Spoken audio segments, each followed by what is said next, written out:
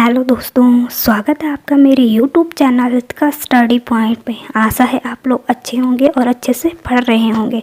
तो दोस्तों, आज की क्लास हमारी है जीएस प्रश्नोत्तरी की और ये फॉरेस्ट गार्ड एग्ज़ाम के लिए बहुत इम्पॉर्टेंट है। आपको इसी तरह के पेपर में भी क्वेश्चन मिलेंगे देखने को। तो चलो आज की क्लास स्टार्ट करते हैं।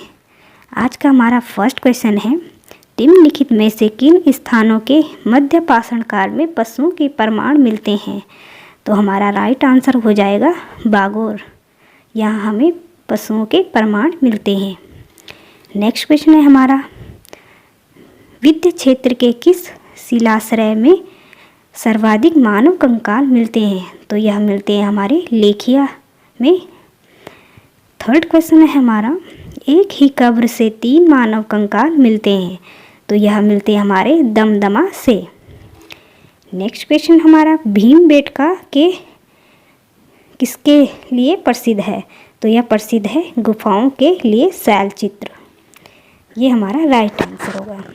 नेक्स्ट क्वेश्चन हमारा फिफ्थ, हड्डियों से निर्मित आभूषण भारत में मध्य पाषाण काल के संदर्भ में कहाँ से प्राप्त हुए? तो हमारे राइट आंसर है महादह से हमें हड्डियों से निर्मित आभूषण मिले हैं। नेक्स्ट क्वेश्चन है हमारा सिक्स्थ, पेरिपल्स ऑफ द एरिथियन सी किसके लिखी है? यह लिखी है टॉलमी ने। नेक्स्ट क्वेश्चन हमारा सेवंथ, चीनी यात्री सुंगयुन ने भारत यात्रा की थी। तो हमें इनमें से बताना है सुंगयुन ने भारत की यात्रा कब की थी? तो हमारा राइट आंसर हो जाएगा 515 ईसा से 520 ईसा पूर्व। नेक्स्ट क्वेश्चन हमारा, निम्नलिखित में से किसको चालकोलिथ युग भी कहा जाता है? तो इनमें से हमारा राइट आंसर हो जाएगा ताम्र पाषाण काल युग। इसी तरह से हमारा नेक्स्ट क्वेश्चन है नाइन्थ क्वेश्चन, भीमबेटका कहाँ स्थित है? तो हमारा राइट आंसर हो जाएगा अब्दुल्लागंज रायसेन। 10th क्वेश्चन है हमारा, निम्नलिखित में से किस स्थान पर मानव के साथ कुत्ते को दफनाने जाने के लिए साक्ष्य मिला है? तो यह मिला है ब्रुज होम में। नेक्स्ट 11th क्वेश्चन है हमारा, भारत में सर्वप्रथम मानव के साक्ष्य कहाँ मिले थे? तो यह मिले थे हमारे नर्मदा घाटी में सर्वप्रथम मानव के साक्ष्य प्राप्त हुए थे। इसी तरह से हमारा 12th क्वेश्चन है, भारतीय पुरातत्व सर्वेक्षण निम्नलिखित विभाग मंत्रालयों में से किस संलग्न कार्यालय है?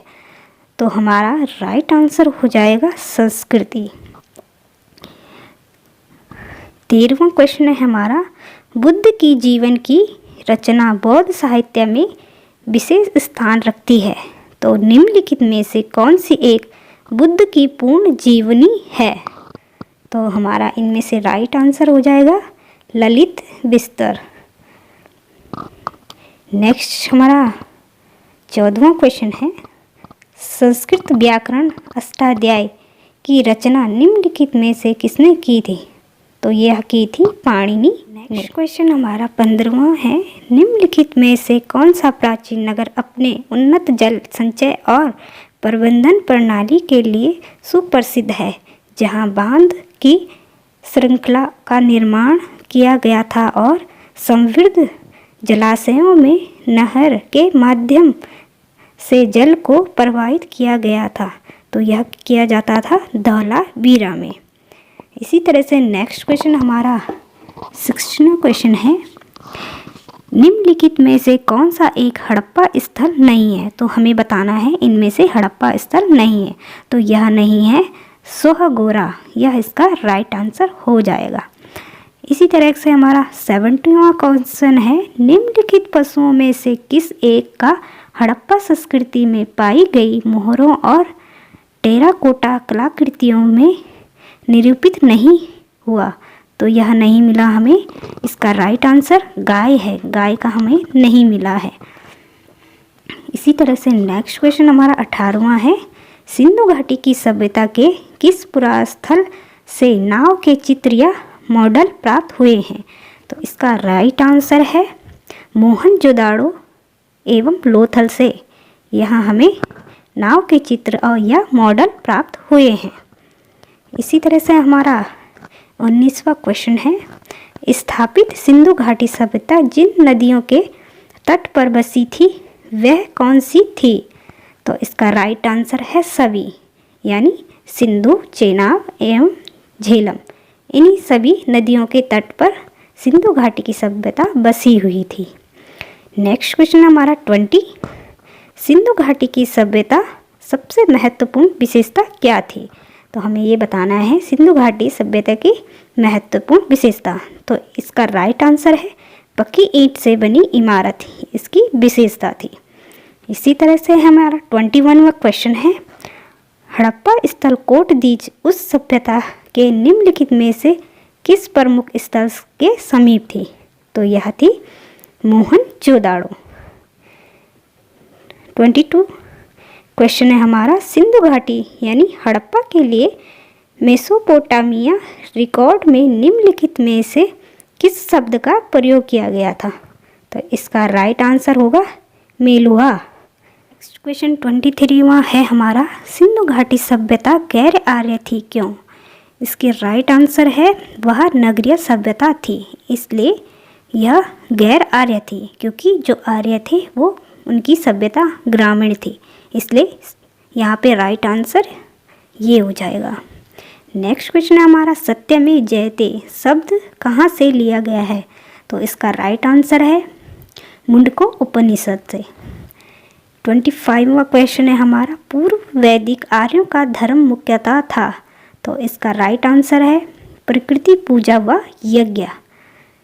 नेक्स्ट क्वेश्चन 26वां है हमारा, निम्नलिखित में से कौन शुक्ल यजुर्वेद की संहिता है?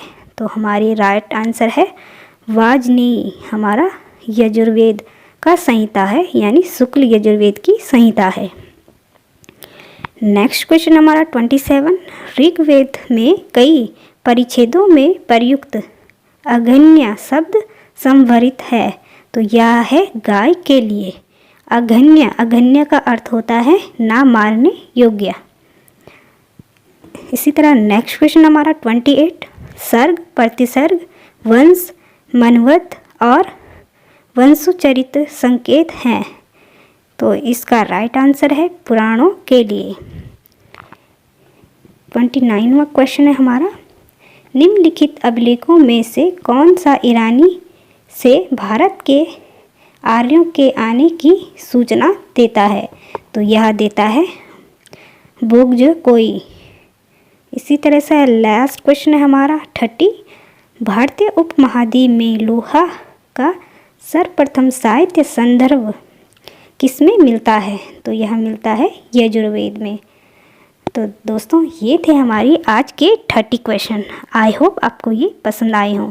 अगर पसंद आए हो तो प्लीज़ लाइक और सब्सक्राइब ज़रूर करना और शेयर भी कीजिएगा। तो मिलते हैं हम इसी तरह की जीएस की नेक्स्ट क्लास के साथ। तब तक के लिए थैंक यू।